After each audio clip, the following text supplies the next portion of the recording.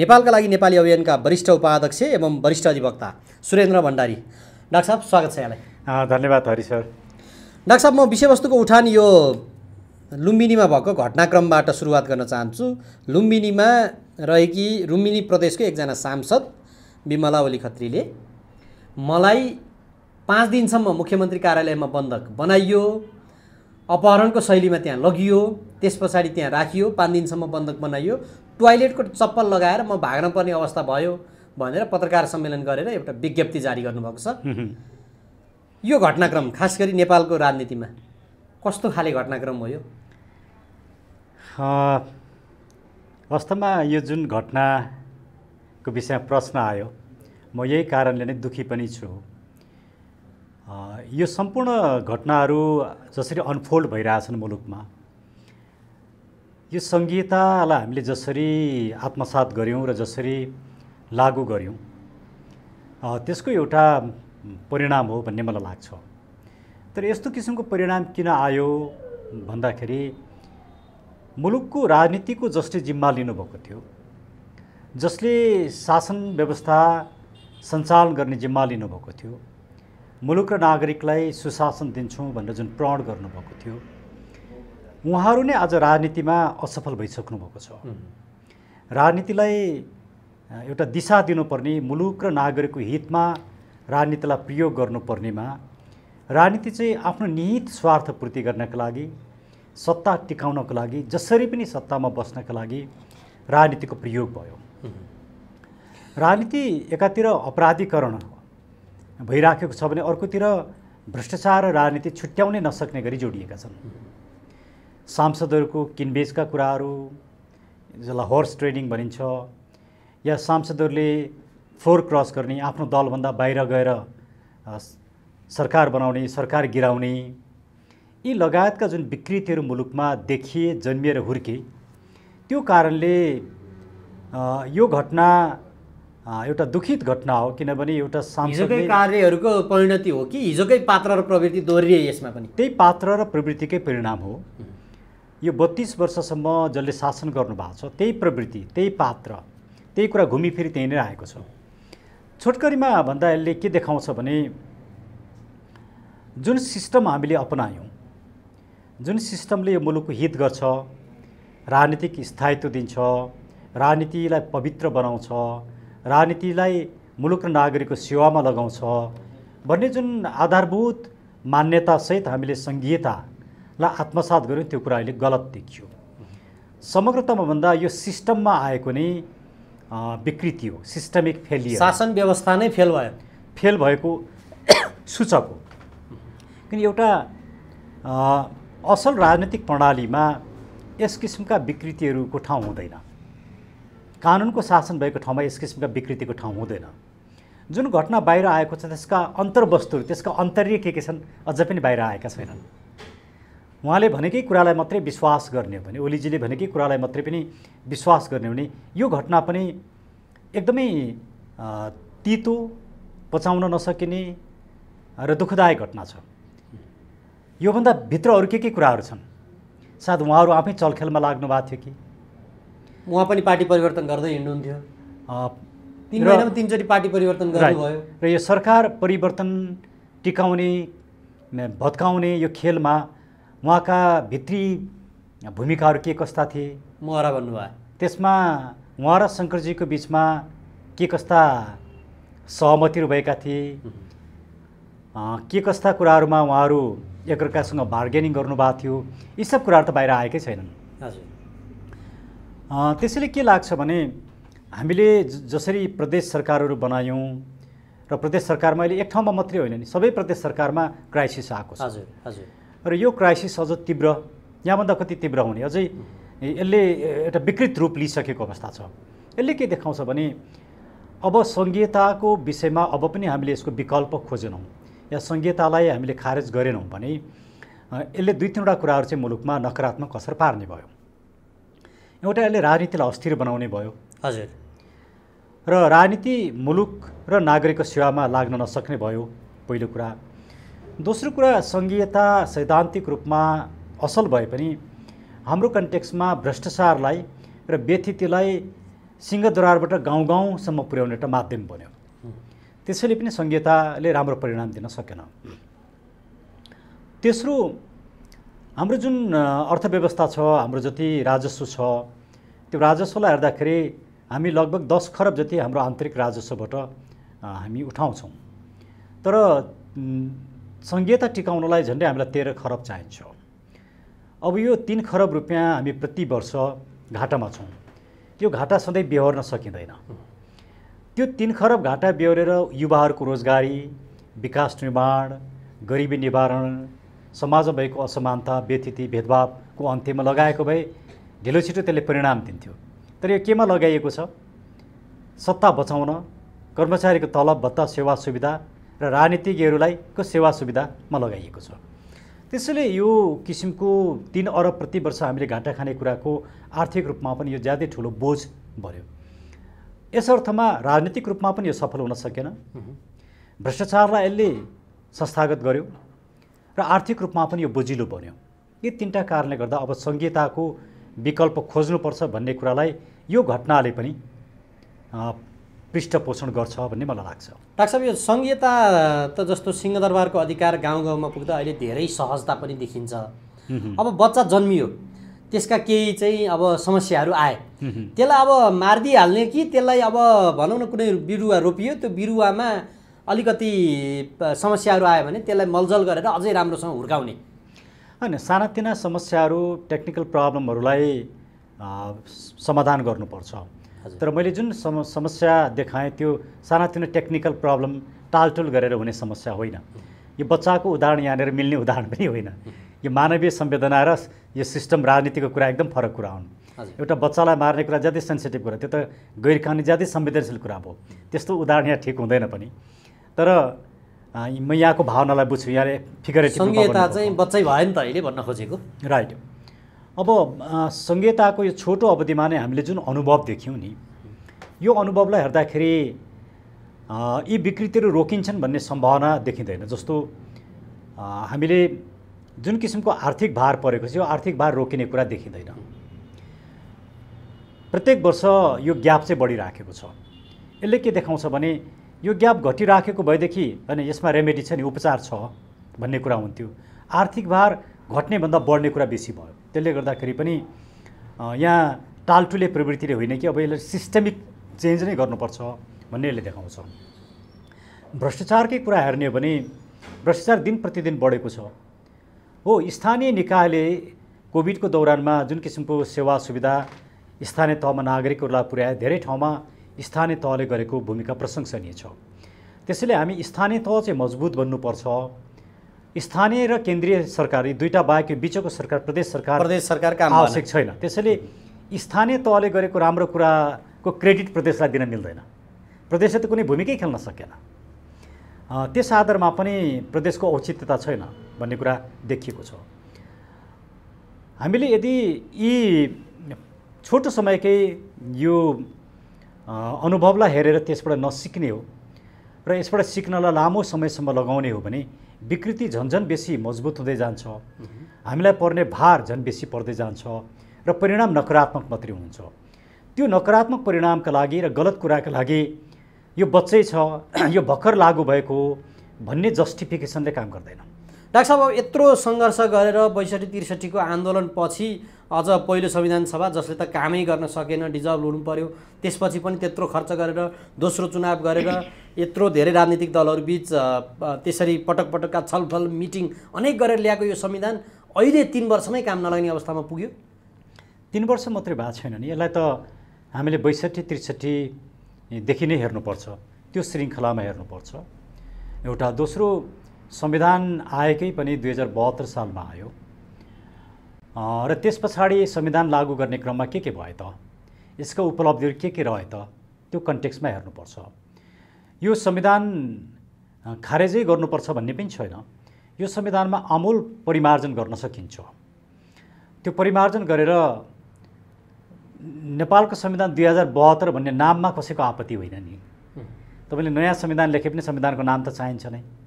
नाममा आपत्ति होइन, त्यसको कन्टेन्टमा आपत्ति हो, त्यसका विषयवस्तुमा आपत्ति हो, त्यसले सृजना गरेको स्थापित गरेको सिस्टममा आपत्ति हो। सङ्घीयता चाहिँ फलिफाप भएन, शासन व्यवस्था फलिफाप भएन, यो दुईवटा सङ्घीयता फलिफाप भएन एउटातिर भने, अर्कोतिर धर्मनिरपेक्षता जसरी लादियो, संविधान सभाले संविधानको ड्राफ्ट तयार भइसके पछाडि पिपुलकामा 2-3 दिन लगाएर जुन ओपिनियनहरू लिएर आयो, त्यो लिएर आएको ओपिनियनमा ओभरवेल्मिङली मोर देन 85%, 89 भनिन्छ, 85% मानिसहरूले हिन्दू धर्म सापेक्ष राज्य चाहिन्छ भनेर दिएका थिए। तर त्यो कुरा, त्यो तथ्याङ्क नै बाहिर ल्याइएन।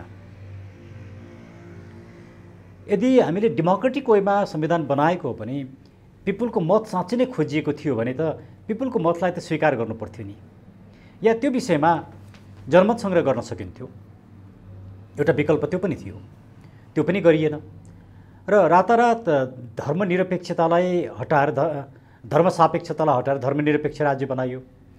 र तत्कालीन प्रधानमन्त्री सुशील कोइरालाले नै बोल्नुभयो, कसरी धर्मनिरपेक्ष भएछ मलाई नै थाहा भएन, अन्त उहाँले नै भन्नुभएको छ। जो सिटिङ प्राइम मिनिस्टर, जो त्यो बेलाको संविधान निर्माणको क्रममा सिटिङ प्राइम मिनिस्टर हुन्थ्यो, उहाँलाई नै थाहा नभइकन धर्मनिरपेक्षता आयो।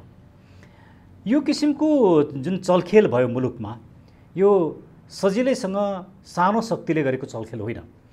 नेपालको सिङ्गो धर्म, संस्कृति, परम्परा, सभ्यतालाई समाप्त पार्नका लागि गरिएको एउटा ठुलो डिजाइन थियो। त्यो कारणले आज यहाँहरू जस्तो म मिडियालाई अनुरोध गर्छु, यहाँहरू गाउँ गाउँमा जानुहोस्, पिपुललाई सोधिदिनुहोस्, तपाईँ हिन्दू धर्म भएको राज्य चाहनुहुन्छ कि हिन्दू धर्म भन्नाले हिन्दू, बुद्ध, किराँत यी हाम्रा धर्महरू हुन्, यस्तो एउटा राज्य चाहनुहुन्छ कि यही होली वाइनको इसाईकरण गर्ने धर्मनिरपेक्ष राज्य चाहनुहुन्छ भनेर सोध्नुहोस् न पिपुललाई। मलाई लाग्छ मोर देन 90% मानिसहरूले, इभन नेपालमा भएको मुस्लिम कम्युनिटीले पनि हिन्दू धर्म चाहिन्छ भनेर भन्छ। डाक्टर साहब, यो धर्ममा विषय आइहाल्यो भन्ने निकाल्दैन, राज्य कुनै धर्म विशेष हुँदैन, निरपेक्ष हुन्छ भन्छन्। तर मुस्लिमहरूको केस फरक छ, विश्वमा क्रिस्चियनहरूको पनि फरक छ। हामीहरूको चाहिँ माटो सुहाउँदो हिन्दू धर्मलाई चाहिँ बिर्सिए भन्नेमा चाहिँ यहाँहरूको चासो, चिन्ता त्यसमा हो? अनि धर्मनिरपेक्षता राज्य र धर्मको बिचको यो कन्टेक्स्टलाई हामीले बुझ्न जरुरी छ। खास गरिकन युरोपमा जब इन्लाइटनमेन्ट या रेनासाको युग सुरु भयो, त्यो बेला कस्तो थियो भने राज्य सञ्चालन नै पादरीहरूले गर्थे, चर्चले गर्थ्यो। र चर्चले नै पोलिटिक्स पनि गर्ने भएकोले चर्च र पोलिटिक्सलाई छुट्याउनु पर्छ भन्ने आधारमा उनले धर्मनिरपेक्ष भनेका हुन्। राज्यले धर्मलाई संरक्षण नगर्ने भन्ने आधारमा होइन, धर्मको डोमिनेसनमा राजनीति गरिनु हुँदैन भन्ने आधारमा उनीहरूले धर्मनिरपेक्षताको कुराहरू अगाडि ल्याएका हुन्। सेकुलरिजम त्यसरी आएको। तर त्यसको जसरी आज अपव्याख्या भएको छ त्यो गलत हो। हाम्रो कन्टेक्स्टमा धर्म र राजनीति एकअर्कासँग अनुन्याश्रित भएर आए। कहिले पनि धर्मले राजनीतिलाई डोमिनेट गरेन, तर राजनीतिलाई ठिक बाटोमा हिँड्नका लागि मद्दत गर्यो, राजनीतिलाई फेसिलिटेट गर्यो। त्यसले हाम्रो धर्म र राजनीतिको बिचको सम्बन्ध र युरोपमा भएको धर्म र राजनीति बिचको सम्बन्ध बिल्कुल फरक छ। त्यहाँ धर्म र राजनीतिको बिचमा नै लडाइँ भयो। हाम्रोमा धर्म र राजनीतिको बिचमा कहिल्यै लडाइँ भएन, किनकि धर्मले सधैँ राजनीतिलाई नै अगाडि बढायो, राजनीतिलाई साथ दियो र राजनीतिलाई पृष्ठपोषण गर्यो। त्यो कारणले गर्दाखेरि हामीले आफ्नो इतिहास, सभ्यता र हाम्रो कन्टेक्स्ट बिर्सेर सबै कुरालाई युरोपियनहरूकै कन्टेक्स्टबाट व्याख्या गऱ्यौँ भने त्यो उपयुक्त हुँदैन। उनीहरूको आफ्नो इतिहास छ, उनीहरूको आफ्नै कन्टेक्स्ट छ। त्यो कन्टेक्स्ट र हाम्रो कन्टेक्स्टलाई हामीले बिर्सिन थाल्यौँ र उनीहरूकै कन्टेक्स्ट चाहिँ सर्वकालीन छ, त्यो मात्रै ठिक हो भन्यो भने यिनीहरू गल्ती हुन्छ। फेरि हाम्रो धर्म र रिलिजन फरक कुरा हो। युरोपमा भएको चाहिँ रिलिजन र पोलिटिक्सको बिचको कन्फ्लिक्ट हो। धर्म भनेको चाहिँ रिलिजन मात्रै होइन। रिलिजन चाहिँ one of the parts of धर्म। धर्मका केही फिचरहरू छन्। धर्मले एउटा भर्च्यु सिकाउँछ, के गर्दाखेरि एउटा मानिसको जीवन चाहिँ सार्थक बन्छ। जस्तो धर्मले के भन्छ भने धर्मले मानिसको रक्षा गर्छ भनेर भनिन्छ। प्रश्न छ कसरी धर्मले रक्षा गर्छ भन्ने प्रश्न आउँछ। धर्मले के भन्छ, तपाईँ आफूलाई सद्गुणमा राख्नुहोस्, तपाईँ सत्य बोल्नुहोस्, सत्यको अभ्यास गर्नुहोस्, तपाईँ निष्ठावान बन्नुहोस्, दुराचार नगर्नुहोस्, व्यभिचार नगर्नुहोस्, गलत काम नगर्नुहोस्, सत्मार्गमा हिँड्नुहोस्, अहिले राजनीति चाहिँ धर्मबाट निर्देशित भएन त्यसमा यी मैले धर्महरुबाट मैले गएन। भन्न यी गुणहरू जुन छन् नि हजुर धर्म भन्नाले मानिसमा चाहिने 10 वटा अपरिहार्य गुण भनेर भनिन्छ। हजुर ती गुण हुनु भनेको धर्म हो। हो। जब तपाईँसँग त्यो गुण हुन्छ त्यो गुणले तपाईँलाई रक्षा गर्छ, धर्मले रक्षा गर्छ भने त्यो हो हैन। तपाईँले कसैलाई नराम्रो गर्नु भएको छैन, कसैले तपाईँलाई नराम्रो गर्दैन, रक्षा भयो नि। तपाईँले मलाई आरोप लाउनु भयो, मसँग आएर फाइट गर्नुभयो भने मैले पनि प्रतिकार गर्नुपर्छ, त्यहाँ धर्म भएन नि। धर्म भनेको चाहिँ सद्गुण, एउटा भर्च्यु भनेर भनिन्छ। त्यसले हामीले धर्मको फेरि हिन्दू धर्ममा कस्तो छ भने हामीले आस्तिक पनि हिन्दू धर्मभित्र पर्छन्, नास्तिक पनि पर्छन्, वेदलाई मान्ने पनि हिन्दू धर्मभित्र पर्छन्, नमान्ने पनि पर्छन्। त्यसले यो आफैमा एउटा ठुलो फिलोसफी छ, यसभित्र 9वटा स्कुल अफ थट छन्। हजुर हामीले आफ्नो धर्मकै बारेमा, सभ्यताको बारेमा धेरै बुझेका छैनौँ, जानेका छैनौँ, हामी त्यसै विरोध गर्छौँ। हामी एउटा यस्तो कल्चर सिकाइयो कि हिन्दू धर्म भनेपछि यो कामै नलाग्ने, यो गए गुज्रेको, हजुर यो असभ्य, यो पुरातन, हामीले यसरी आफ्नो धर्म र सभ्यतालाई गाली गऱ्यौँ। हो, यसभित्रका नराम्रा पक्षहरूलाई हामीले परिमार्जन गर्नुपर्छ, तर यसको आधारभूत संरचनालाई नै हामीले त्याग्ने जुन काम गऱ्यौँ त्यहाँनिर गल्ती देखियो। त्यसले यो संविधानले हाम्रो नेपालीपनालाई सिद्ध्यायो। नेपाल कस्तो मुलुक हो भन्दाखेरि विश्वको सबैभन्दा पहिलो दर्शन नेपालमा जन्म्यो। त्यो साङ्ख्य दर्शन होस्, त्यो योग दर्शन होस्, त्यो नेपालमा जन्मिएको छ। त्यो वेदान्त होस् या न्याय दर्शन होस्, यस्ता ठुल्ठुला दर्शनहरू यो भूमिमा जन्मेका छन्। हामीले कति बुझेका छौँ साङ्ख्य दर्शन, हामीले कति बुझेका छौँ न्याय, हामीले कति बुझेका छौँ वेदान्त, हामीले कति बुझेका छौँ योग, तर हामी विरोध चाहिँ गर्छौँ। त्यसैले हाम्रो राजनीति चाहिँ कस्तो भयो भने हाम्रो आफ्नै सभ्यता विरोधी भयो। यस किसिमको राजनीतिले मुलुक हित गर्न सक्दैन।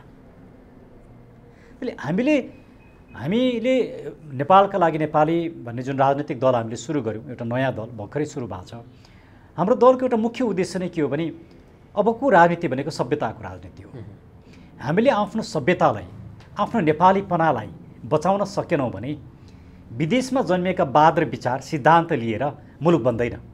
हामी मार्क्सवाद, लेनिनवाद या गान्धीवाद या फलानावादमा हामी विश्वास गर्दैनौँ। हामीलाई हाम्रो मौलिक चिन्तन चाहिन्छ। जुन चिन्तनले मुलुक बन्यो, जुन चिन्तनले मुलुकको एकीकरण भयो, त्यो चिन्तन नै पर्याप्त छ। फेरि अर्को एउटा बुझ्नुपर्ने कुरा के छ भने अहिलेको हाम्रो राजनीतिले गरेको मिसलिड गरेको, पिपुललाई मिसलिड गरेको कुरा चाहिँ अबको दुनियाँको राजनीतिमा आइडियोलोजीको अन्त्य भइसकेको छ, विचारधाराको अन्त्य भइसक्यो। 1960 पछाडि विचारधाराले काम गरेको छैन। तपाईँ मुलुकमै हाम्रै देशमा हेर्नुहोस् न, किन एमाले, काङ्ग्रेस, जसपा सबै राजनीतिक दलहरू उस्तै छन्, किन कसैको बिचमा विचारमा भिन्नता नै आज छैन? भने यो किन हो भने अहिलेको दुनियाँ यसरी परिवर्तित भइसक्यो कि हिजोको 18th सेन्चुरी 19th सेन्चुरीको जस्तो विचारले अब गाइड गर्न सक्दैन। आइडियोलोजी चाहिँ एन्ड भइसक्यो। त्यसले अबको राजनीति भनेको चाहिँ पोलिसी चोइस हो, बेस्ट पोलिसीलाई लिने, जुन पोलिसीले मुलुकको हित हुन्छ, नागरिकको हित हुन्छ, आर्थिक समृद्धि हुन्छ, त्यसैले पोलिसी चोइसको राजनीति हो। यो पोलिसी चोइसको राजनीति हाम्रा नेता र अहिलेका शासन सत्तामा बसेका दलहरूले गर्नै सकेनन्। उनीहरूले त्यही कारणले राजनीतिलाई असफल बनाए र राजनीतिलाई उनीहरूले विदेशीवाद, विदेशी विचार, विदेशी सिद्धान्त बोकेर हिँडेपछि राजनीति हुन्छ भन्ने बुझे, जुन कुरा गलत थियो। हामी राजनीतिको यही गलत पक्षलाई चिर्न चाहन्छौँ, अन्त्य गर्न चाहन्छौँ र राजनीतिलाई मुलुकमुखी बनाउन चाहन्छौँ। डाक्टर साहब, अब यो प्रसङ्गमा नि यो अब त्यसरी त अहिलेको संविधान त बाधक भयो, च्यात्ने? यो संविधानको एउटा राम्रो पक्ष के छ भने यसका 2-3वटा राम्रा पक्ष छन्, एउटा मात्रै होइन। एउटा चाहिँ धारा 274 जसले सार्वभौम सत्ता, अखण्डता लगायतका भौगोलिक अखण्डता लगायतका अन्य विषयहरूमा सिङ्गो संविधानका कुनै पनि प्रावधान खारेज गर्न सक्ने, परिमार्जन गर्न सक्ने र संशोधन गर्न सक्ने व्यवस्था गरेको छ। त्यसैले यसले एउटा जुन फ्लेक्सिबिलिटी देखा नि, यसले यो संविधान जन्माउँदै यसले के विचार गर्यो भने गणतन्त्र, संघीयता, धर्मनिरपेक्षता टिक्न नटिक्न पनि सक्छन् है। नत्र भने यसले के गर्थ्यो, ती कुरालाई चाहिँ संविधानको आधारभूत संरचना भनेर भन्थ्यो। 2047 सालको संविधानले केही कुरालाई आधारभूत संरचना, बेसिक स्ट्रक्चर मान्यो र जुन बेसिक स्ट्रक्चर परिवर्तन गर्न पाइँदैन थियो। यसले कुनै पनि कुरालाई बेसिक स्ट्रक्चर मानेन, धारा 274(1) बाहेक। त्यो सार्वभौम सत्ता, राष्ट्रिय अखण्डता, स्वाधीनता यी कुरालाई मात्रै परिवर्तन गर्न पाइँदैन। यो बाहेक अरू सबै कुरा परिवर्तन गर्न पाइन्छ। त्यसैले यही संविधानभित्रबाट निकास खोज्न सकिन्छ। तर यो संविधान बाधक भयो भने अर्को विकल्प खोज्नुपर्ने हुन्छ। तर म आफू चाहिँ व्यक्तिगत रूपमा र नेपालका लागि नेपाली पनि हामी मुलुकलाई कन्फ्लिक्टमा लान चाहँदैनौँ। यही संविधानभित्रबाट यहाँहरूले चाहेको जस्तो शासन व्यवस्था खोज्ने भन्ने यहाँको कुरा। एक्ज्याक्टली यो सम्भव छ। किनकि मुलुकलाई द्वन्द्वमा लगेर राजनीतिक शक्तिहरूको बिचमा टकराव सिर्जना गरेर निषेधको राजनीति गरेर मुलुक अगाडि बढ्दैन, मुलुकको समृद्धिका सपनाहरू पुरा हुन सक्दैनन्। त्यसले सहज रूपमा लेस कन्फ्लिक्टबाट मुलुकलाई रूपान्तरण गर्नुपर्छ। त्यो बाटो भनेको यही संविधानभित्रबाट गर्न सकिन्छ। अब यो अहिले यो विभिन्न आयोगहरू बनेका थिए, सरकारले त्यो आयोग खास गरी भूमि आयोग खारेज गर्यो, यसलाई यहाँले कसरी हेर्नु भएको छ? अब भूमि आयोग बन्दै राजनीतिक रूपमा बनेको थियो, त्यसको त्यो बेला पनि ठुलो विरोध भएको थियो, हामीले पनि विरोध गरेका थियौँ। अहिलेसम्म जति पनि यस्ता भूमि आयोगहरू बनेका छन् तिनीहरूले आफ्नै राजनीतिक दलका नेता कार्यकर्ताहरूलाई भूमि बाँड्ने र सुकुम्बासीहरूले चाहिँ मार्जिनल रूपमा मात्रै पाउने अहिलेसम्मका काम कारबाहीहरू भएका छन्। पञ्चायतमा पनि यस्तै हुन्थ्यो, पञ्चायतमा पनि पञ्चहरूले पाउँथे, पञ्चायतसित डेमोक्रेसी आउँदा राजनीतिक दलका नेता र कार्यकर्ताहरूले पाए। त्यसैले हामीले नेपालका लागि नेपालले के भनेको छ भने हामी सत्तामा आइसके पछाडि हामी एउटा नागरिक आयोग बनाउँछौँ र त्यो नागरिक आयोगले यी सबै विषयमा छानबिन गर्छ। हिजो पञ्चायत कालमा पञ्चका नाममा गएका जग्गा पनि यसले फिर्ता ल्याउँछ, लोकतन्त्रका नाममा नेता र कार्यकर्ताका नाममा गएका जग्गा पनि फिर्ता ल्याउँछ, सार्वजनिक जग्गालाई जसरी निजीकरण गरेको छ त्यो पनि फिर्ता ल्याउँछ र सबै भ्रष्टाचारको छानबिन गर्छ। तर यो एउटा ठुलो मुद्दा हो यो मुलुकको। र जुन रूपमा यो आयोग हुन त देउबाले एउटा राजनीतिक रूपमा खारेज गरे, त्यो उहाँहरूको राजनीतिक प्रतिस्पर्धा प्रतिद्वन्दिताको विषय त्यो फरक विषय हो। मलाई राजनीतिक प्रतिशोध सामनाका लागि आयोग खारेज गरे हो, त्यो उहाँहरूको आफ्नो कुरा हो। म त्यसमा जान चाहन्छु राजनीतिक प्रतिशोध छ कि छैन त्यो उहाँहरूको कुरा। तर सैद्धान्तिक रूपमा भूमि आयोग बनाउन जरुरी थियो होला, तर जसरी यसलाई राजनीतिकरण गरियो र अहिलेसम्मका अनुभवले राजनीतिका वरिपरि रहेका व्यक्तिहरूले फाइदा पाउने काम गरे, त्यो गलत थियो। त्यसैले हामी त्यो भूमि आयोगको विरुद्धमा थियौँ। डाक्टर साहब, अब यो जुन जोगी आए पनि कानै चिरेका भन्ने एउटा उखान छ। अब यहाँहरूले जुन अब यो सुरुमा हरेक राजनीतिक दलले भन्न त भन्छ नि, उनीहरूको भाषण सुन्यो भनेदेखि, नेताहरूका भनाइ सुन्यो भनेदेखि त असाध्यै चाहिँ कुरा असाध्यै चिल्ला हुन्छन्। जब काम चाहिँ खस्रो हुन्छ, काम चाहिँ मिठो भएको चाहिँ नि पाइँदैन। अब भोलि आगामी दिनमा यहाँहरूबाट पनि के अपेक्षा गर्ने र कसरी होला र? राम्रो प्रश्न राखिदिनु भयो। पहिलो कुरा त जुन जोगी आए पनि कानै चिरेको भन्ने यो जुन स्टेटमेन्ट छ नि, यसले के गर्छ भने अहिले सत्तामा जो बसेका छन् तिनीहरू जतिसुकै खराब भए पनि यिनीहरूको विकल्प खोज्नु हुँदैन, किनकि तिमीहरू पनि खराबै हुन्छौ भन्ने एउटा माइन्डसेट सिर्जना गर्छ। त्यो माइन्डसेटले अहिले सत्तामा बसेका खराब मान्छेहरूलाई बचाउने काम गर्छ। त्यसैले यो सत्ताबाट जानी नबुझिकन सिर्जना गरिएको एउटा स्टेटमेन्ट हो, यो त्यस्तो न्यारेटिभ्स हो। पहिला हामीले यो न्यारेटिभ्सको यसको अन्तर्यलाई प्रश्न पार्नुपर्छ पहिला। दोस्रो चाहिँ जुन जोगी आए पनि कानै चिरेका हुँदैनन्। दुनियाँमा भएका यी सबै परिवर्तनहरू के खराब रहेर 62-63कै परिवर्तन पनि जुन 12 बुँदेको आधारमा त्यसको 12 बुँदेको पक्ष खराब होला। तर यसले मैले अघि 3टा कुरा भने, एउटा संविधानको धारा 274 को कुरा, अर्को कुरा चाहिँ नेपाली नागरिकमा राजनीतिक सत्ता राजनीतिक शक्तिको स्रोत चाहिँ नेपाली नागरिक हुने भन्ने कुरा यसले स्थापित गर्यो। त्यो यो लडाइँको एउटा ठुलो पक्ष थियो। हामी त्योभन्दा पछाडि फर्किन चाहँदैनौँ र अहिले पिपुललाई सभरेन मान्यो। हामी त्योभन्दा पनि पछाडि फर्किन चाहँदैनौँ। त्यसभित्र बसेर हामी आवश्यक परिमार्जन र परिवर्तन गर्न चाहन्छौँ। त्यसले प्रत्येक परिवर्तनका सबै नराम्रा कुरा मात्रै हुँदैनन्। 62-63ले नि केही राम्रा कुराहरू लिएर आएको छ। अब सबै मान्छे खराब हुँदैन। जस्तो हामी जस्ता मान्छेहरू, हामी पेसा गरिरहेका मान्छेहरू, हामीलाई खाना बस्न लाउनका लागि राजनीति गरेर पैसा कमाउनु पर्ने जरुरी छैन। स्पेसली मैले मेरो लागि त राजनीति गर्नै पर्दैन। म एउटा एकाडेमिक मान्छे, मेरा आफ्नै कामहरू प्रशस्त छन्, मलाई लेखपढ गरेर बस्नुमै मलाई आनन्द छ। मलाई यो सडकमा गएर धुलो खाएर प्रत्येक मान्छेलाई रिझाएर, यो राजनीति कस्तो रहेछ भने मान्छेलाई रिझाउनु पर्ने। अनि मलाई बेला बेला प्रश्न उठ्छ, मैले किन कसैलाई रिझाउनु पर्यो? मैले मेरो लागि हजुर फ्रस्ट्रेट हुनुभयो कि? होइन, यो प्रत्येक मान्छेमा आउने क्वेसन हो। राजनीतिले प्रत्येक मान्छेलाई फ्रस्ट्रेट बनाउँछ, मलाई पनि बनाउँछ, तपाईँलाई पनि बनाउँछ। किनभने मैले तपाईँलाई जस्तो भनौँ न, तपाईँ मिडिया प्रश्न छोडौँ, तपाईँलाई मैले रिझाउनु पर्ने राजनीति गर्न, मैले मेरो लागि राजनीति गरे हो र, मैले मेरो स्वार्थको लागि गरे हो र, मैले किन रिझाउनु पर्ने? त्यसले हामी राजनीतिको चरित्र नै परिवर्तन गर्दैछौँ। म तपाईँलाई एउटा सानो उदाहरण दिन्छु। हजुर। हामी पूर्वाञ्चलमा प्रदेश नम्बर 1 मा सङ्गठन विस्तार गर्दैछौँ।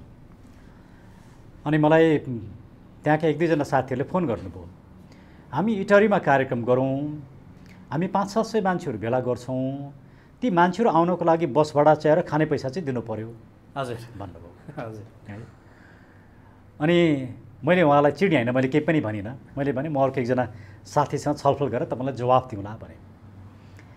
अनि उहाँ मार्फत मैले के पठाएँ उहाँलाई सन्देश भने, यदि हामीले यस्तै किसिमको राजनीति गर्नु थियो भने हामी राजनीतिमा आउनुको जरुरी नै छैन, आजैबाट बन्द गरिदिउँ। हामी यही राजनीतिको विकृतिलाई, मान्छेलाई किन्ने, मासु भात खुवाउने, बसमा हालेर मान्छे ल्याउने, यसले राजनीतिमा केही पनि योगदान पुर्याउँदैन। यो राजनीतिको विकृत चरित्र हो। त्यसले यस्तो किसिमको काम नगरौँ।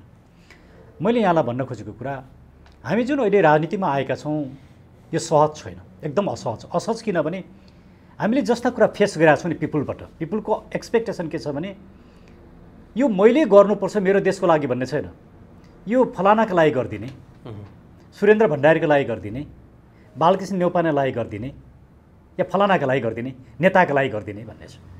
यो माइन्डसेट यदि हामीले चिर्न सकेनौँ भने यो राजनीति सफल हुँदैन। त्यसले अहिलेको सत्ताले धेरै कुराहरू, यस्तो नकारात्मक कुराहरू समाजमा छरेको छ जुन जोगी आए पनि कानै चिरेका।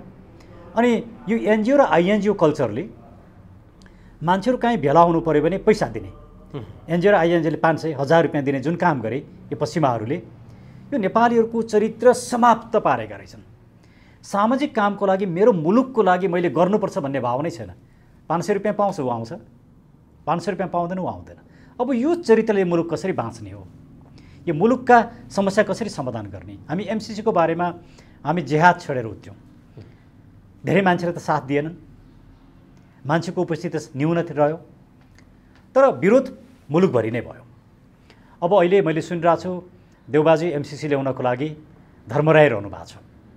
उहाँले ल्याउनु भयो भने उहाँको नेक्स्ट इलेक्सन समाप्त हुन्छ। अबको इलेक्सन भनेको चाहिँ कस्तो हुन्छ भने एमसिसीको पक्षमा कि एमसिसीको विरुद्धमा, धर्मको पक्षमा कि धर्मको विरुद्धमा, होली वाइनको पक्षमा कि हिन्दू धर्मको पक्षमा, शासन व्यवस्थाको विषयमा पनि त होला नि डाक्टर साहब। हुन्छ, शासन गणतन्त्रको विषयमा कि लोकतन्त्रसहितको राज संस्थाको विषयमा, संहिताको विषयमा कि संहिताको खारेजीको विषयमा। अबका यी मुद्दा भ्रष्टाचारलाई पृष्ठपोषण गर्ने नेताको पक्षमा कि भ्रष्टाचारको विरुद्धमा, यो अबको इलेक्सन चाहिँ दुईटा धारमा जाँदैछ। अहिलेसम्मका सत्तामा बसेका दलहरू र नेताहरू एउटा धारमा, उहाँहरू भ्रष्टाचारको पक्षमा, होली वाइनको पक्षमा, एमसिसीको पक्षमा, धर्मनिरपेक्षताको पक्षमा, संहिताको पक्षमा, गणतन्त्रको पक्षमा हुनुहुन्छ। त्यसको ठिक्क विपरीत हामी छौँ। अब यो धारमा पिपुलले निर्णय गर्ने अवस्था आएको छ। पिपुलले यहाँ पनि मासु भात खोज्यो, पैसा खोज्यो भने यही व्यतिथि कायम रहन्छ, यही भ्रष्टाचार निरन्तर रहन्छ।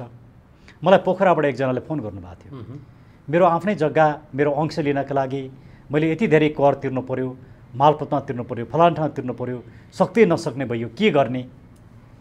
यसरी नागरिकलाई यति धेरै करको मारमा राखिएको छ यो व्यवस्था टिकाउन, त्यसले नागरिक हित काहीँ पनि गर्न सकेन। यी समग्र पक्षमा अब नेपाली नागरिकले निर्णय लिने बेला आएको छ। त्यसैले मैले भन्न खोजेको कुरा के हो भने यो राजनीतिमा देखिएका विकृतिहरूलाई हामीले चिर्न सकेनौँ। त्यसमा हामीले मात्रै होइन, मिडिया, समाजका सबै तबकाहरू लाग्नुपर्छ। यहाँले जे प्रश्न उठाइरहनु भएको छ, म ठुला मिडियाले त्यो प्रश्न उठाउन् भन्ने चाहन्छु, तर ठुला मिडियामा यो कुरा आउँदैन। किनकि ठुला मिडियाहरू सत्ताको हितमा काम गरिराखेका हुन्छन्। सत्ताको हितमा जान साथ उनीहरूको दाना पानी कमजोर हुने, बन्द हुने, अपर्च्युनिटीहरू कम हुने आउँछ। तपाईँले जसरी रिस्क लिनुभएको छ सबैले यसरी रिस्क लिँदैनन्। त्यसैले म के भन्न चाहन्छु भने अबको निर्वाचन चाहिँ यो मुलुकको लागि निर्णायक हुनुपर्छ। डाक्टर साहब, यो संविधानभित्रैबाट चाहिँ परिवर्तन गर्ने भन्नुभयो, त्यसको लागि त 2/3 चाहियो, प्रदेशमा पनि चाहियो बहुमत। अब यहाँहरू भर्खर दलै खोज्दै हुनुहुन्छ, खोल्दै हुनुहुन्छ, सम्भावना देख्नुहुन्छ? सम्भावना पोलिटिक्समा कस्तो हुन्छ भने एजेन्डा ठिक छ र त्यो कुरा पिपुललाई बुझाउन सक्यो भने धेरै लामो समय 70 वर्ष कुर्नु पर्दैन, यो 7 महिनामै हुन्छ, 70 दिनमा हुन्छ। बुझाउन सकिएन, पिपुलले बुझेन, एजेन्डा ठिक छैन भने यो कहिले पनि हुँदैन। म तपाईँलाई एउटा कुरा भन्छु, विदेशमा बस्ने नेपाली नागरिकहरूलाई मतदानको अधिकार दिनुपर्छ भनेर हामी जुन एजेन्डामा डे 1 देखि लड्यौँ, हिजो मात्रै म देखिरहेको थिएँ शेरबहादुर देउपालाई दिएको प्रतिवेदनमा, उहाँकै टिमले दिएको प्रतिवेदनमा त्यो कुरो उठाइएको छ। हाम्रो एजेन्डा त सफल भयो। यदि उहाँहरूले यो कुरा कार्यान्वयन गर्नुभयो भने यो त हामीले उठाएको एजेन्डा हो नि। अब यहाँले भन्नुभयो नि अघि, जस्तो नेपाली जनता पश्चिमाकरणको कारणले 500 रुपियाँ नभई अथवा यहाँले भन्नुभयो जस्तो सुनसरीमा एउटा भेला गर्दाखेरि त्यहाँ खाने व्यवस्था नभइकन आएनन् भने बसको व्यवस्था, खाने व्यवस्था सबै गर्नुपर्ने। जे होस् आफ्नो स्वार्थलाई के आफूलाई के आउँछ, मेरो लागि गरिन यिनीहरूको लागि गरिदिँदैछु भन्ने नभइकन, त्यो फिल नभइकन आएनन् भन्ने कुरोमा एजेन्डा पनि यो जनताको लागि हो कि उहाँहरूकै लागि हो कि, अझ भन्नेहरूले त यहाँहरूलाई के आरोप लाउँछन् भने राज संस्था पुनर्स्थापना गर्नको लागि परिचालित पनि भन्छन्। के भन्नुहुन्छ त? Thank you. अहिले हामी यस्तो मारमा छौँ, हामी कस्तो मारमा छौँ भने राजावादीहरूले सुरेन्द्र भण्डारीले भने जस्तो राजा ल्याउने हो भने किन ल्याउनु पऱ्यो, चाहिँदैन भनेर हामी माथि आरोप लाउँछन्। हजुर, अहिले म टार्गेटेड छु। हामीले के भन्यौँ भने हिजो राजाले पनि गल्ती गरे। राजाले प्रधानमन्त्री बन्ने चेष्टा गर्न हुँदैन थियो, राजाले राजनीति गर्ने चेष्टा गर्न हुँदैन थियो, राजाले शक्ति आफ्नो हातमा लिने जुन काम गरे त्यो सबैभन्दा ठुलो गल्ती थियो। राजाले दुईचोटि ओभरटेक त गरेका हुन् नि, कु गरेका हुन् नि, के त्यो कुरा बिर्सिने? अब हामीले फेरि कु गर्ने राजा ल्याउने? It's not possible. हामीले राजा किन मात्रै भनेका हौँ भने अबको राजा संविधानभित्र मात्रै बसेर पुग्दैन। हिजो संविधानभित्र थिए नि, संविधानभित्र मात्रै बसेर पुग्दो रहन्छ। नागरिकको कित्तामा बस्नु पऱ्यो, अर्थात् संसदभित्र बस्नु पऱ्यो। राजाको नियुक्ति पनि संसदले नै गर्छ, राजालाई हटाउनु पऱ्यो नि संसदले हटाउँछ। त्यो त अहिलेकै राष्ट्रपति जुन प्रणाली छ त्यही प्रणालीभित्रैबाट राखी भइगयो। अलमोस्ट त्यही हामीले भन्न खोजेको गणतन्त्र र हिजोको राजतन्त्रको बिचको फ्युजन। गणतन्त्रमा प्रब्लम के भयो भने एउटा दलको, त्यसमा पनि एउटा गुटको नियन्त्रणमा राष्ट्रपति रहने अवस्था आयो। त्यसले हेड अफ द स्टेट मेरो हो भन्ने भावना नागरिकमा भएन। हिजोको राजतन्त्रले आफै शासन गर्न खोजेर लोकतन्त्रलाई समाप्त पार्ने काम गर्यो, त्यो पनि गल्ती थियो। यी दुईटै कमी कमजोर गल्तीबाट सिकेर एउटा पर्मानेन्ट इन्स्टिट्युसन, स्थायी संरचना जसले राष्ट्रपति बन्नका लागि कुनै दलको चाकरी गर्न नपरोस्, विदेशीको चाकरी गर्न नपरोस्, वंशको आधारमा आउनु परेन। त्यसो भए पृथ्वीनारायण शाहको वंशज, किनकि जसले यो मुलुकको एकीकरण गरे, हामी त्यति ग्रेटफुल हुनुपर्छ। हामीले पृथ्वीनारायण शाहलाई बिर्स्यौँ भने हामी नेपाली हुँदैनौँ।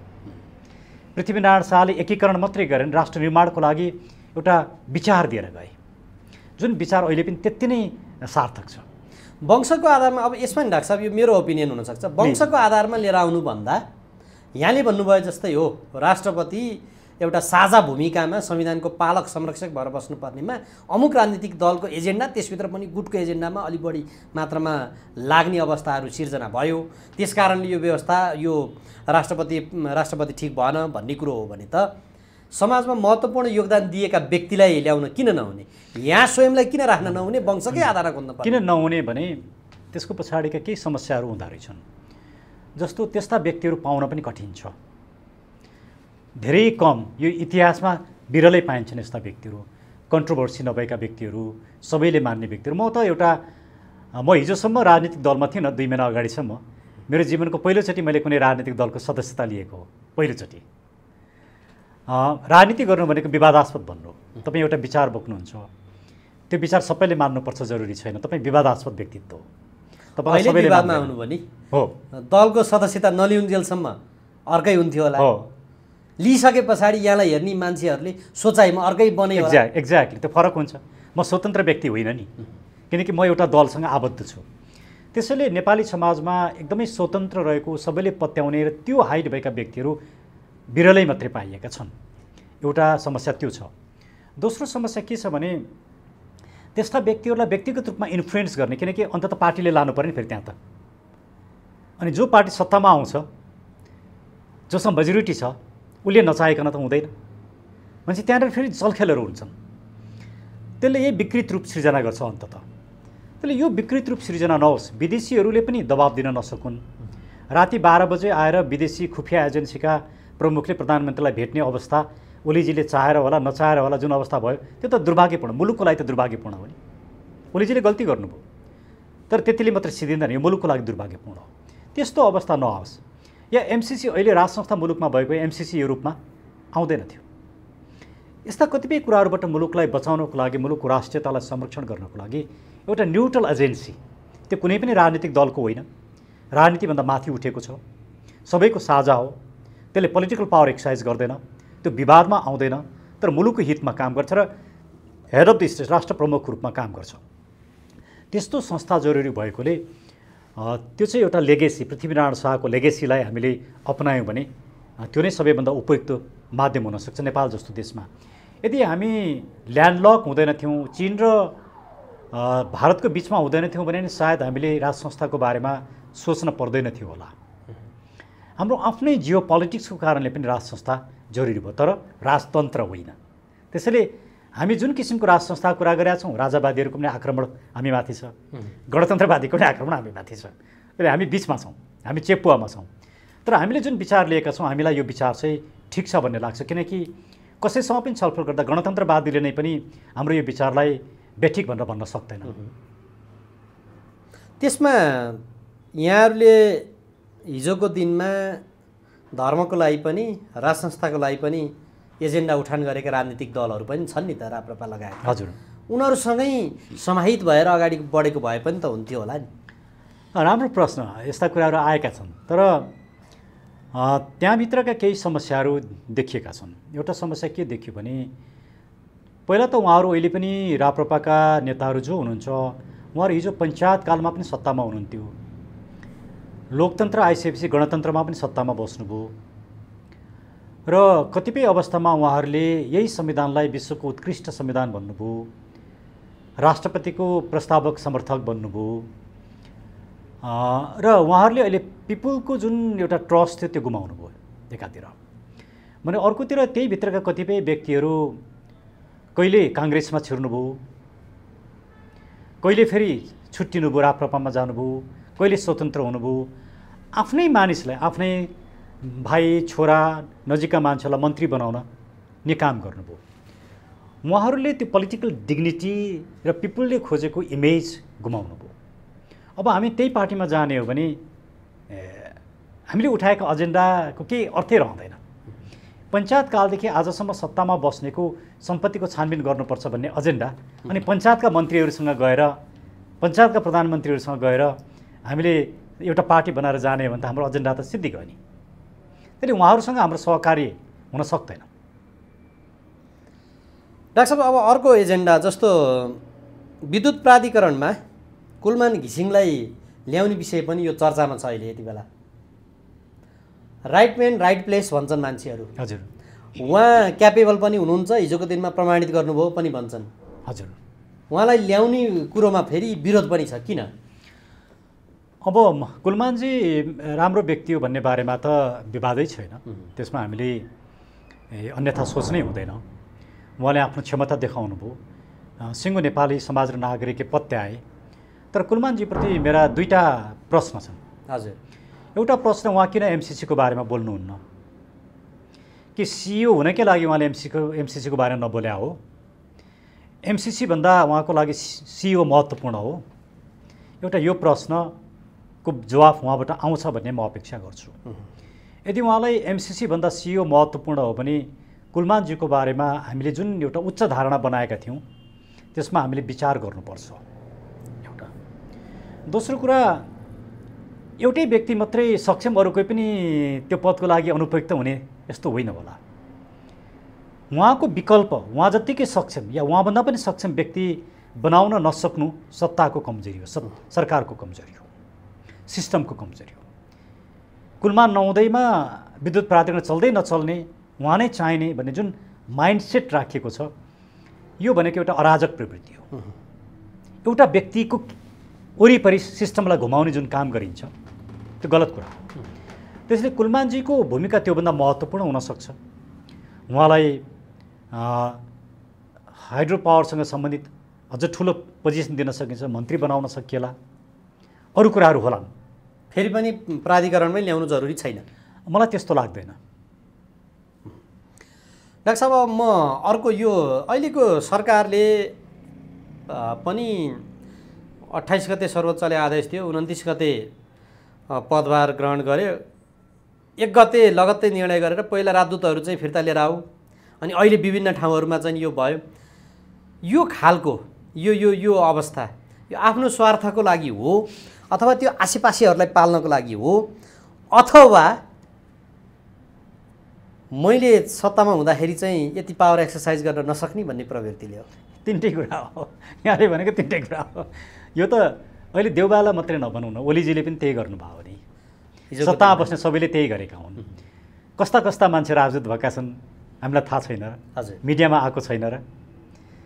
त्यो पोजिसनको लागि त्यो डिग्निटी नै राख्न नसक्ने मान्छेहरू राजदूत भएका छन् नि। त्यसले हामीले यो गरिमालाई, यो महत्त्वलाई कसरी कमजोर बनायौँ, आज नेपालको इन्टरनेसनल कम्युनिटी समक्षको डिग्निटी जुन थियो त्यो त्यसै कमजोर भएको छैन।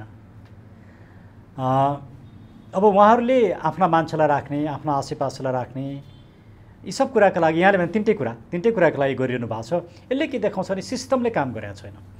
व्यक्ति र व्यक्तिको अहमता र आफ्ना मान्छेहरू, सिस्टम भनेको त, राज्य भनेको त सबैको इक्वल हो नि, सरकार भनेको त सबैको, उसले आफ्ना मान्छेलाई मात्रै प्रोटेक्सन गर्नुपर्ने, आफ्ना मान्छेलाई मात्रै अपर्च्युनिटी दिनुपर्ने होइन नि। बेस्ट मान्छेहरू, क्वालिफाइड मान्छेहरू, त्यो पोजिसनको लागि डिग्निफाइड मान्छेहरू, त्यस्ता मान्छेहरू पनि लानु पर्थ्यो। एउटा राजदूत हुने मान्छे इन्टरनेसनल लमा, इन्टरनेसनल रिलेसनमा, डिप्लोमेसीमा पुख्ता मान्छे हुनु पर्यो। त्यो किसिमको हाइट, त्यो किसिमको डिग्निटी मेन्टेन गर्ने मान्छे हुनु पर्यो। हिजोको दिनमा त राजदूत मात्र होइन, सर्वत्र त्यो चाहिँ अब पद र प्रतिष्ठाले अलिकति मुलुकलाई घात गरेको पनि छ। राजदूत अलि बढी चर्चामा किन भयो भने देशको दूत भएर जाँदाखेरि पनि बेइज्जत गर्ने भएको भयो। राइट। अझ कतिपय यो विश्लेषकहरू त भन्ने कुरा छन् राजदूत बन्न पनि पैसा दिनुपर्छ भने त मिडियामा छापछाप्ती आएको छ। हामीले राज्यको गरिमा र इन्स्टिट्युसनको गरिमालाई तहस नहस बनायौँ। राज्य चलाउने कसरी भन्ने कुरालाई बेनिफिटसँग, फाइनेन्सियल बेनिफिटसँग, आफ्नो पावरसँग र आफ्नो स्वार्थसँग जोड्यौँ। यो 32 वर्षको समय हामीले, मलाई के लाग्छ नि, it's a wastage of time. हामीले खेर फाल्यौँ।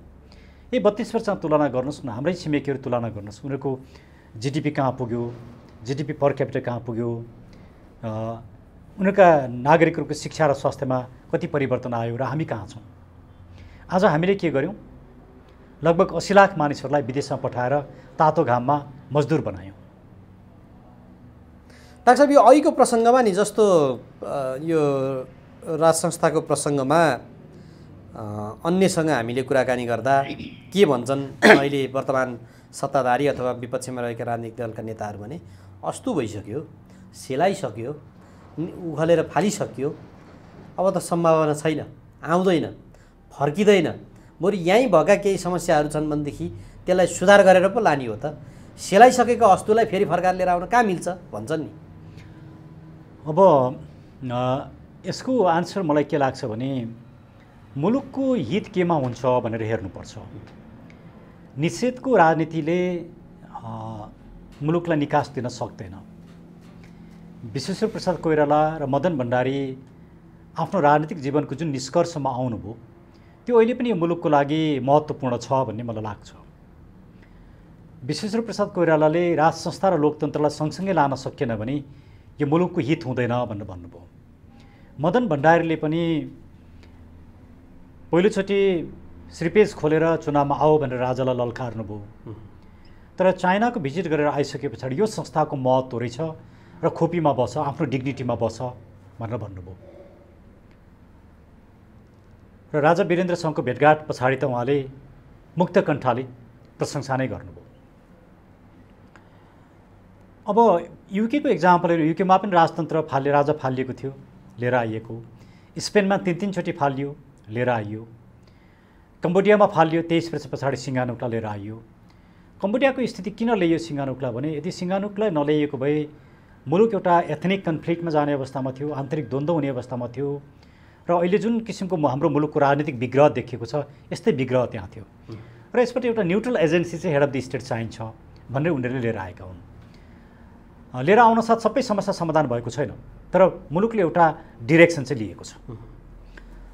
त्यसैले यो विषय एउटा म कहिलेकाहीँ के भन्ने गर्छु नि, जुन बेला यो मुलुकमा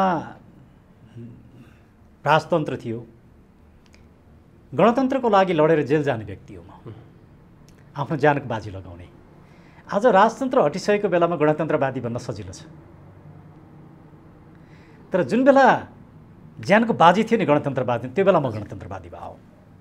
र मेरो विश्लेषण के रह्यो भने यो मुलुकको जियो पोलिटिक्स जुन बेला म यङ थिएँ मैले बुझेको थिइनँ, तातो रगत थियो, त्यो बेला म गणतन्त्रवादी थिएँ। तर जब मैले बुझेँ, मैले विश्लेषण गरेँ र मेरो निष्कर्ष के छ भने हिजो राजाले गरेका गल्ती कमी कमजोरी दोहोरिनु हुँदैन, त्यो नदोहोरिने अवस्था सिर्जना गर्नुपर्छ। लोकतन्त्रले राज संस्थालाई निषेध गर्नु हुँदैन, राज संस्थाले लोकतन्त्रलाई निषेध गर्न हुँदैन। र मुलुकको एउटा एकताको प्रतीकको रूपमा, एउटा सम्मानित संस्थाको रूपमा त्यसलाई राख्न सक्यो भने जापानको जस्तो, युकेको जस्तो, नेदरल्यान्डको जस्तो, कम्बोडियाकै जस्तो यो रूपमा हामीले लान सक्यौँ भने यसले मुलुकलाई दीर्घकालीन रूपमा हित गर्छ। र मुलुकको हितलाई चाहिँ सर्वोपरि राखेर हामीले कुनै पनि राजनीतिक विचारहरू बनाउनु पर्छ भन्ने मलाई लाग्छ। र म खास गरिकन युवा साथीहरूलाई म त्यही अनुरोध गर्छु।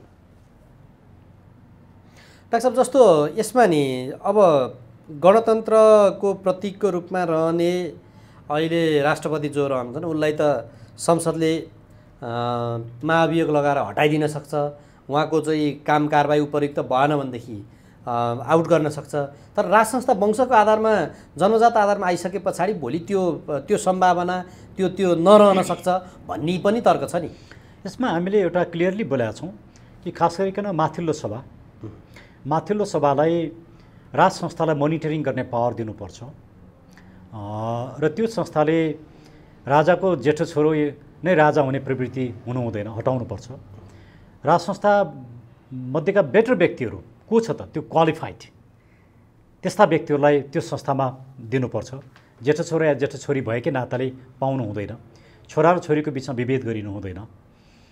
यसलाई कसरी एउटा बेस्ट अप्सनमा लिएर जाने भन्ने कुरा त धेरै छलफल गर्न सकिन्छ। त्यसैले हिजोका जति पनि राजतन्त्रका कमी कमजोरी रहे त्यो कमी कमजोरीलाई पुनरावृत्ति गरिनु हुँदैन। यदि त्यो पुनरावृत्ति हुने हो भने राजतन्त्र चाहिँदैन। त्यसले हामीले खोजेको त्यो पुनरावृत्ति नहुने तर मुलुकको एकताको प्रतीकको रूपमा रहने त्यस्तो त्यो संस्था हामीले बनाउन सकेनौँ भने चाहिँ यो मुलुकको लागि सधैँ एउटा राजनीतिक अस्थिरता सिर्जना हुन्छ। त्यसले राजनीतिक रूपमा मुलुकलाई अस्थिर बनाएर कसैले पनि फाइदा लिन सक्दैन। हो, केही व्यक्तिले अस्थिरतामा फाइदा लिन्छन्, सत्तामा हुन्छन्, करप्सन गर्छन्, यो केही व्यक्तिलाई, तर मुलुकले फाइदा लिँदैन, मुलुकको लागि घाटा हुन्छ। त्यही मुलुकको हितमा हामीले सोच्ने हो भने त्यो संस्थाको जुन भूमिका छ त्यो भूमिकाभित्र त्यो संस्थालाई राख्नुपर्छ। त्यो संस्था मर्यादित बन्नुको अर्थ नै के हो भने उसले अमर्यादित काम गर्न हुँदैन। डाक्टर साहब, जस्तो यो हिजोको दिनमा केही पार्टीहरू खुले, यो यथास्थितिवादी भनिएका यी राजनीतिक दलबाट सम्भव छैन, परिवर्तन ल्याउनुपर्छ भनेर डाक्टर बाबुराम भट्टराईले पनि पार्टीबाट विद्रोह गरेर खोल्नुभयो। हामी पत्रकारहरूको चाहिँ रविन्द्र मिश्रले पनि पार्टी खोल्नुभयो।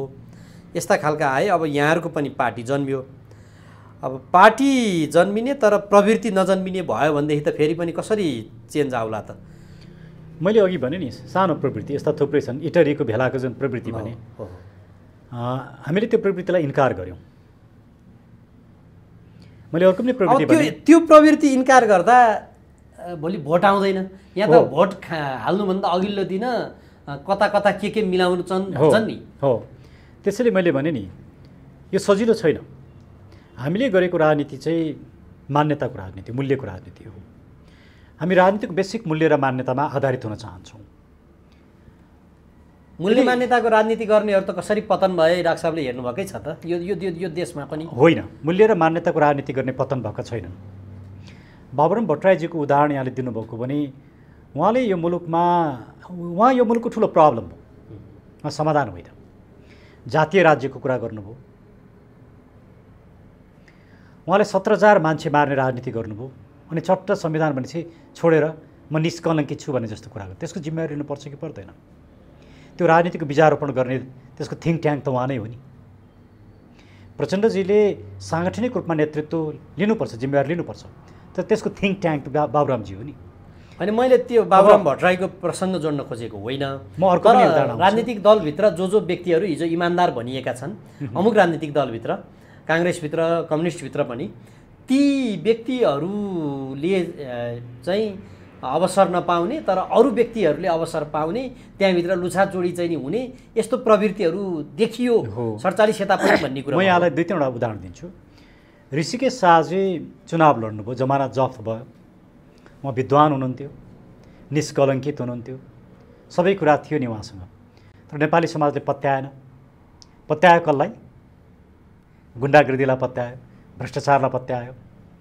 कृष्णप्रसाद भट्टराईजीले चुनाव हार्नुभएको हो, उहाँ निष्कलङ्कित हो, भ्रष्टाचार गर्नु भएन। तर उहाँलाई कसरी हराइयो? काङ्ग्रेसभित्रैबाट घात प्रतिघात गरेर हराइयो। मैले यही प्रसङ्ग जोड्न खोजेको। मैले यहाँ भन्न खोजेको कुरा के हो भने, अब नेपाली नागरिकहरूले, मतदाताले यो कुरा बुझ्ने कि नबुझ्ने, कहिलेसम्ममा बुझ्ने?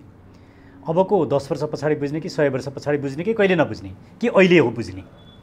त्यसले यो कुरालाई बुझाउनमा यहाँहरू जस्तो मिडिया र हामी जस्ता व्यक्ति सबैको भूमिका छ। म के कुरामा आशावादी छु भने नेपाली पिपुलले बुझेको छ र बुझाउनु पर्छ। तपाईँ माओवादी खुल्ला राजनीतिमा आएपछि झन्डै बहुमत ल्याएको होइन, पिपुलले आशा गरेर दिएका थिए नि। तर दोस्रो इलेक्सनमा के भयो? खुम्चियो। अब पत्ता साफ हुन्छ। पिपुलले नबुझेको छैन, तर पिपुललाई बुझाउन सकिएको छैन। पिपुलकामा राम्रो कुराहरू, राम्रो एजेन्डाहरू पुर्याउन जरुरी छ। अब यहाँले भन्नु, तपाईँहरूले पुर्याउनुहुन्छ त भन्नुहोला। हामी यसको तयारीमा छौँ, योजनामा छौँ, कति सक्छौँ हेरौँ। अब रविन्द्रजीको जहाँसम्म कुरा आयो, रविन्द्रजी एउटा राम्रो प्रोफेसनल, आफ्नो पत्रकारितामा राम्रो गरिरहनु भएको व्यक्तित्व, राजनीतिमा आउनुभयो, एउटा अपेक्षासहित आउनुभयो, केही राम्रा उद्देश्यहरू लिएर आउनुभयो। तर उहाँ राजनीतिमा आउँदाखेरि जुन एजेन्डा लिएर आउनु भएको थियो, आज त्यो एजेन्डाभन्दा उहाँ डायमेट्रिकली डिफ्रेन्ट एजेन्डामा पुग्नु भएको छ। उहाँले त उठाइराख्नु भएको छ त, यही यहाँले उठाउनु भएको, हामीले जे एजेन्डा उठाएका थियौँ त्यही एजेन्डामै आउनु भएको छ त। उहाँ यो एजेन्डामा आउनुभयो।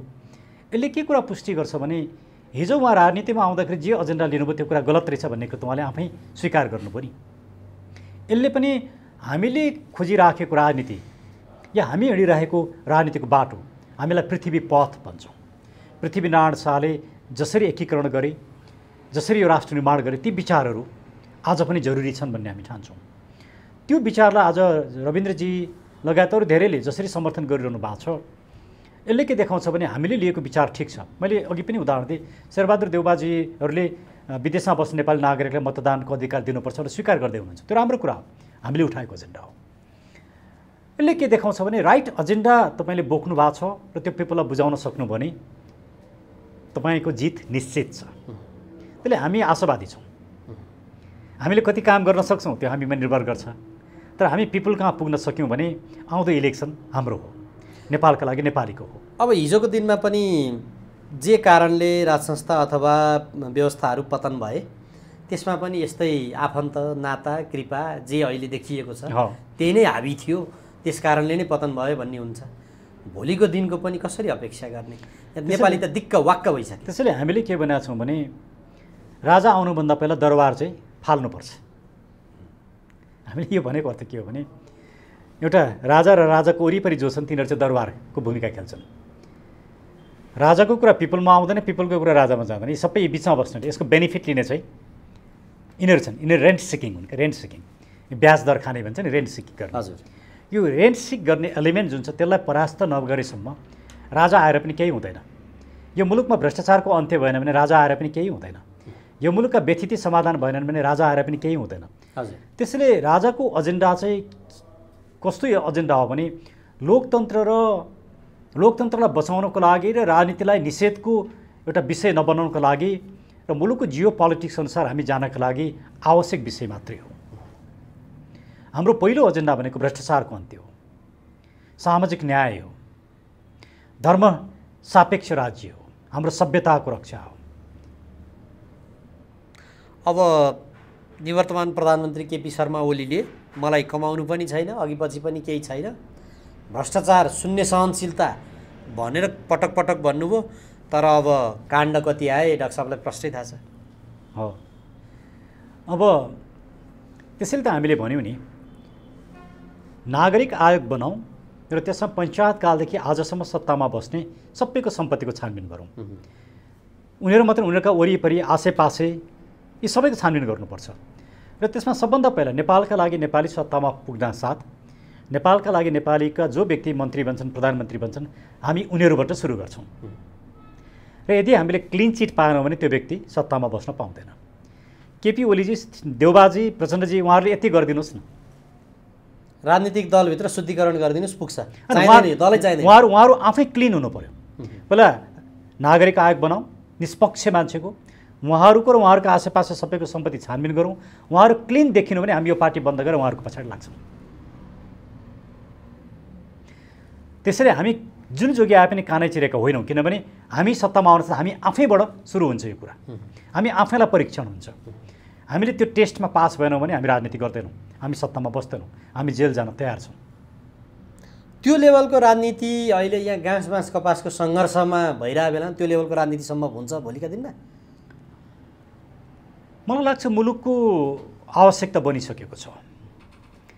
मुलुक यस रूपमा चल्न सक्दैन, मुलुक भत्किन सक्दैन, बिग्रिन सक्दैन। मुलुकलाई यसरी अन्यायपूर्ण अवस्थामा राख्न पनि मिल्दैन। त्यसैले मुलुकले जे कुरा खोजेको छ, जुन बाटो खोजेको छ, त्यो बाटोमा हामी छौँ।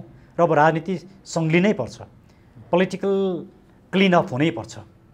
हामीले राजनीतिलाई शुद्धिकरण गर्न सकेनौँ भने राजनीतिले मुलुकलाई सिद्ध्याउँछ। त्यसैले कार्ल पोपर भन्ने एकजना फिलोसफरले आजभन्दा धेरै वर्ष अगाडि open society and it's enemies भन्ने एउटा पुस्तक लेखे थियो, 2टा भोल्युममा छ। र उनले डेमोक्रेसीमा सबभन्दा ठुलो डेमोक्रेसीको शत्रु को हुन्छ भन्ने बारेमा बहुत राम्रो व्याख्या गरेका छन्।